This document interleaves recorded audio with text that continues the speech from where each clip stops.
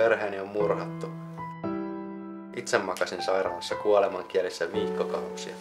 Henkeni oli hiuskarvan varassa, mutta selvisin. Vannoisin kostoa, mutta en tiedä seurauksista. Mitä jos surmaan viholliseni? Joudun helvettiin, enkä kuoltuani tule näkemään rakkaitani taivaan porteilla.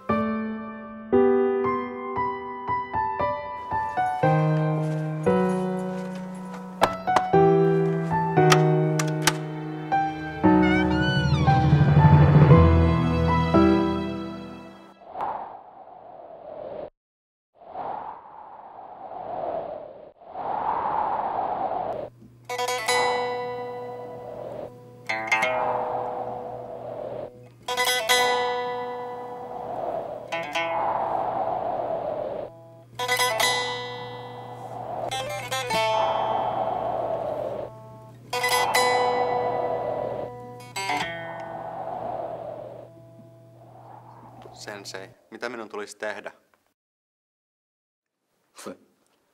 Et sinä tullut tänne vastauksia etsimään. Sydämessäsi tiedät jo mitä tulet tekemään. Tulit vaan hakemaan oikeutusta valinnallesi. Hylkääkö Jumala minut, jos valitsen koston? Milloinkaan eivät ole viha ja rakkaus niin sidoksissa toisiinsa kuin koston polulla. Jos valitset tuon polun, valitset yhden miehen sodan Jumalaa vastaan. Mutta mikään rakkaus ei ole niin vahvaa kuin se, joka saa sinut valitsemaan tuon polun. Joten muista, Jumala ei ehkä anna anteeksi, mutta voit olla varma. Jumala tulee ymmärtämään.